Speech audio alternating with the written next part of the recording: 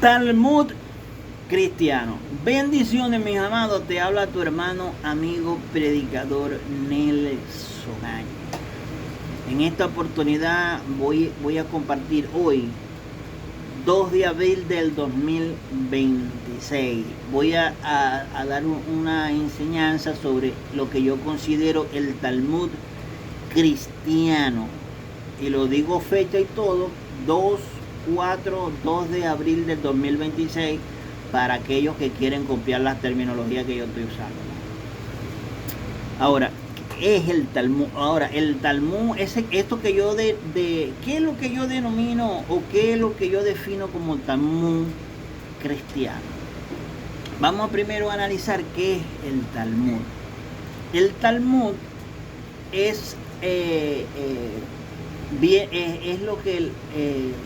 lo que tienen los judíos o los hebreos como parte de sus enseñanzas. No es el Antiguo Testamento, el Talmud no es el Antiguo Testamento. ¿Cómo se llama el Antiguo Testamento? Tanat. Está compuesto por la Torá, Nevi'im y Ketuvim. ¿Qué es la Torá? Los primeros 5 libros. ¿Qué es los Ketuvim? Los profetas. ¿Y qué es los Nevi'im? Los profetas. ¿Y qué es los Ketuvim? Los otros escritos como los Salmos, etcétera. Salmos, Eclesiastés, los otros escritos aparte de los profetas. Repito, ¿qué es el Tanat? La Torá es un acrónimo de Torá, Nevi'im y Ketuvim. Torá, los primeros 5 libros. Nevi'im, los profetas, y Ketuvim, los otros escritos como Eclesiastés, los Salmos, etc. Esa es la Biblia judía o hebrea. Ahora, ¿qué es el Talmud? El Talmud está compuesto, es lo que yo entiendo, si me estoy equivocando pueden corregirme. El Talmud es la Misná más la Gemara. Ahora, ¿qué es la Misná? Lo que los judíos conocen como Torá oral, o es la explicación de los textos. La Misná es el análisis legal de la Torá, de los primeros 5 libros. La Torá es los primeros 5 libros, pero utiliza todo el resto de la Biblia hebrea para apoyar sus explicaciones. Ellos explican solamente, y creo que los primeros 2 donde más se enfoca. Ahora, los Nevi'im y Ketuvim los citan, pero no le hacen un análisis. Como le dije, en la Misná es la primera explicación. Los sabios de hace 1800 años definen las reglas concretas para que todos la sigan de igual forma. Principalmente la Misná se enfoca en analizar y reglamentar los mandamientos prácticos que aparecen en la Torá, primeros 5 libros, pero citan Nevi'im y Ketuvim. La Gemara es la segunda explicación, es la explicación de la explicación, o sea, es la explicación de la Misná. Los sabios de los siglos siguientes debaten la Misná. En fin, como le dije, la Misná es análisis de los textos, la Gemara es la explicación de la explicación. En la Misná se analiza para explicar los textos. En la Gemara es la explicación de la Misná, o sea, la explicación de la explicación. El Talmud, Misná más Gemara, ese es el Talmud, es la recopilación escrita de la Misná y Gemara. Es un libro aparte, no está dentro de la Biblia, es una recopilación de las explicaciones y de las leyes de los sabios transmitieron de boca en boca durante siglos para explicar cómo cumplir lo que la Biblia dice. Recopilación de sabiduría, al igual que un concilio. El Talmud reúne las conclusiones de las academias y las asambleas de los sabios más importantes de su época. Por eso es que yo le llamo el Talmud cristiano. La Misná es la explicación de los textos, la Gemara es la explicación de la Misná o la explicación de la explicación, y el Talmud es la unión de estas 2 herramientas. El cristianismo, yo le llamo también que ellos han acuñado, aparte de la Biblia, concilios, patrísticas, libros ecuménicos, en fin. Y yo le llamo el Talmud cristiano. ¿Qué es lo único que yo utilizo? La escritura.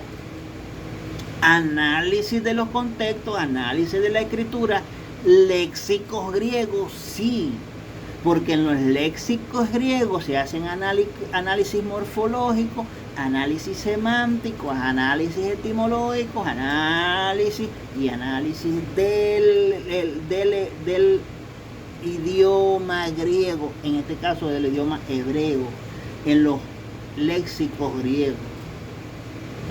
Léxicos griegos hacen análisis del Nuevo Testamento. Yo sí utilizo eso. Y otros hermanos, por supuesto, también que yo considero que son nacidos de Dios. Entonces, en la teología no católica se han acuñado una gran cantidad de cosas. Aparte de la Biblia, como ya le dije, la patrística, los concilios, etcétera, etcétera, etcétera, para respaldar la Biblia. Yo tengo que respaldar la Biblia con la Biblia. Yo debo de respaldar la Biblia con la Biblia. Yo no voy a citar a nadie fuera de la Biblia, porque aún los escritores de la Biblia fueron guiados por el Espíritu de Dios. Eso viene de Dios. Y yo quiero ser un eco de lo que está ahí, de lo que habló el Señor por medio del Espíritu Santo, que transmitió el mensaje por medio de personas. En la teología no católica, porque esos son peores, eso incluye más cosas, el protestantismo evangélico, iglesias ortodoxas y anglicanismo, etcétera, incluyen escritura como única regla de fe. Ahí estoy de acuerdo, son la escritura. Pero eso es falso, porque ellos no tienen como regla la sola escritura. Para el protestante, yo tampoco soy protestante, yo soy cristiano, no solo porque sigo a Cristo, sino porque Cristo está en mí. La Biblia es la fuente suprema por encima de la patrística y concilio, aunque estos se valoran como testimonios históricos. O sea, tienen un peso. Escuché a un pastor decir, no, nosotros no es que solamente utilizamos las escrituras, sino que la Biblia es una de nuestras autoridades. Que tiene otra. No hay otra autoridad sino aparte de la Biblia. Confesiones de fe incluyen también el Talmud cristiano, como la confesión de Augsburgo, luterana, la confesión de fe de Westminster, no sé si lo pronuncio bien, Reforma, y los 39 artículos anglicanos, etc. Otra cosa que se le agregó, que tiene el Talmud cristiano, doctrinas de los reformadores, escrito de Lutero, ordenado sacerdote y católico antes de iniciar la Reforma. Calvino se formó en el derecho y humanidades, aunque estudió teología brevemente, su formación principal fue el derecho. Singlio, no sé si lo pronunció bien, presbítero, teólogo erudito, promovió la sola escritura. Arminio, teólogo, fue formado en la tradición calvinista, fuera de la Biblia. Jacobo Arminio estudió en Ginebra como teólogo con Teodoro Beza, el sucesor de Calvino, que yo lo considero uno de los herejes más grandes de la historia. Y muchos lo consideran en fin, adoran a ese hombre. Bueno, ¿por qué no lo considero cristiano a Juan Calvino? Porque nadie que promueva, nadie que apoye el asesinato de un hombre, yo lo considero cristiano. Tradición apostólica en la ortodoxia y anglicanismo, no como fuente independiente, sino como interpretación continua de la escritura. O sea, la tradición apostólica, interpretación continua de la escritura. Liturgias y cánones orientales en la iglesia ortodoxa orientales y en las orientales antiguas. Concilios ecuménicos, sigue el Talmud cristiano. Ortodoxos aceptan los primeros 7 concilios. Protestantes los primeros 4 con valor histórico no normativo, según ellos. Pero yo hablo con esa gente y citan más a esta gente que la Biblia. Padres de la iglesia, pero con distinción, con distinta autoridad. En el protestantismo son maestros históricos, en la ortodoxia testigos de la tradición viva. Los padres de la iglesia de los 3 primeros siglos, era la patrística temprana, incluyen a los padres apostólicos y apologistas fundamentales para definir la doctrina cristiana primitiva, la teología y la defensa en contra de las herejías. O sea, la doctrina cristiana no la establece, no la define la Biblia, sino esta gente. Figuras claves incluyen Ignacio de Antioquía, Policarpo, Justino Mártir, Ireneo de León, Tertuliano, Clemente de Alejandría, Orígenes y Cipriano de Cartago. Padres apostólicos, siglo I y II, vivieron en la época de los apóstoles o justo después. Clemente de Roma, autor de la carta de los Corintios, otro Corintios. Ignacio de Antioquía, conocido por sus cartas defendiendo la estructura de la iglesia y la divinidad de Cristo. Policarpo de Esmirna, Martín y discípulo de Juan. Hermas, autor del pastor de Hermas. Padres apologistas y escritores del siglo II defendieron la fe frente al paganismo y la herejía. Justino Mártir, apologista clave que defendió el cristianismo hasta los emperadores. Ireneo de León, famoso por su lucha contra el gnosticismo. ¿Qué es el gnosticismo? Se tenía que la salvación se lograba a través del conocimiento superior y esotérico en lugar de la fe. En lugar de la fe era el conocimiento y el esoterismo. Basado en un fuerte dualismo, considera el espíritu bueno y la materia mala, calvinismo. Teófilo de Antioquía, siglo II, primer escritor en utilizar el término Trinidad. Escritores del siglo III, era Nicea. Tertuliano, considerado el padre de la teología latina. Clemente de Alejandría, teólogo que buscó integrar la fe y la filosofía griega. Como Platón, Aristóteles. Orígenes, gran erudito y maestro de Alejandría. Hipólito de Roma, importante escritor romano. Cipriano de Cartago, Martín, y fue clave en la disciplina de la Iglesia de la Unidad. La mayoría de estos padres trabajaron ante el concilio de Nicea y consolidaron las bases para la doctrina de la Trinidad y la naturaleza. Y esto yo lo leo así, pero esto es San Clemente, San Orígenes, San Agustino, en fin. Yo le quité el San porque eso es catolicismo. Los padres, supuestos padres de la iglesia del siglo IV y siglo V, periodo conocido como la Edad de Oro de la Patrística, consolidaron la doctrina cristiana, la Trinidad y la Cristología tras el concilio de Nicea. Figuras claves incluyen Agustín de Hipona, Ambrosio de Milán, Jerónimo de Estridón, Atanasio de Alejandría, Basilio el Grande y Juan Crisóstomo.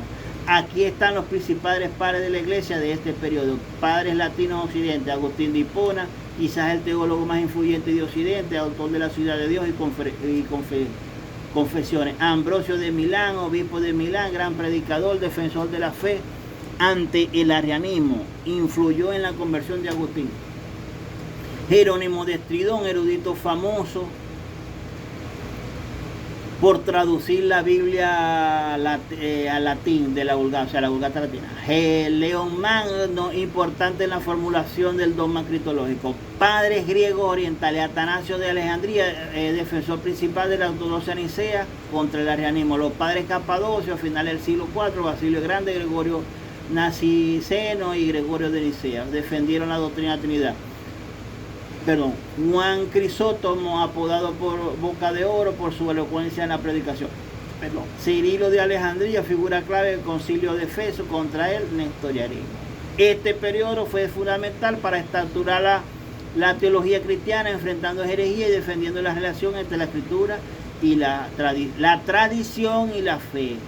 Por eso le digo, el Talmud cristiano. Estos son parte, muchos tienen libros de estas personas. Muchos, cuando hemos compartido, citan más a estas personas, se saben los concilios de memoria, se saben todos los nombres, se saben toda la terminología. Vamos a analizar ahora la terminología teología supuestamente cristiana, específicamente la de cristología y la teología trinitaria, desarrollado en gran medida durante los primeros concilios ecuménicos, siglo IV, siglo VIII, provienen del griego, del latín y describen los misterios centrales de la fe y la Trinidad, o sea, la supuesta teología cristiana. Aquí te explico cada una: unión hipostática, hipostasis, pericoresis, circunmisión, ósea o homósea, teotoco, kenosis, sigue el ser ontológico, relación filial o procedencia, esta terminología que le acabo de nombrar se ha acuñado en la iglesia del Señor Jesucristo. Producto de esos concilios, producto de la patrística de los padres de la iglesia. Y a muchos de estos que yo les nombré aquí ahorita, muchos de ellos yo los considero como herejes por lo que enseñaron. Y como les dije aquí, a muchos de ellos acompañaron sus análisis con la filosofía de Platón y el otro, el discípulo de Platón, no me fue el nombre ahorita, Aristóteles, que Aristóteles fue discípulo de Platón y creía distinto a lo que Platón creía, o presentó una tesis distinta a la que presentaba Platón. De ahí derivan muchas palabras de la filosofía y fueron acuñadas como unión hipostática, hipostasis, pericoresis, circunmisión, ósea, teotocos, kenosis, en fin. ¿Cuáles aparecen de las que le nombré en la Biblia? Hipostasis y kenosis. Ósea también aparece, pero con una definición totalmente distinta a la que le dan esta gente o estas personas, ¿verdad? Hipostasia aparece, Hebreos 1:3, siendo el resplandor de su gloria y la imagen misma de su sustancia. Ahí la palabra sustancia es hipostasis. Y estas personas en los diferentes concilios hicieron, creo que fue el segundo concilio, hicieron un cambio semántico. Ellos le cambiaron la definición a la palabra hipostasis. Le cambiaron su definición de sustancia, o la existencia concreta de algo, la sustancia real de algo, en este caso de Dios, y le dieron en la definición como persona. La palabra persona en griego es otra, que es prosopón. ¿De dónde viene? ¿Cuál es la etimología de la palabra prosopón? Que es persona. Ellos la agarraron y dieron la idea de esos teatros callejeros que hacían, que las personas se colocaban diferentes máscaras. A eso le llamaban persona, y eso es modalismo. Eso es lo que cree el modalista, eso es lo que cree el unicitario. ¿Qué cree el unicitario? Que el Padre tomó forma humana y luego después que estaba en forma humana tomó en forma del Espíritu de Dios. Es el mismo siempre.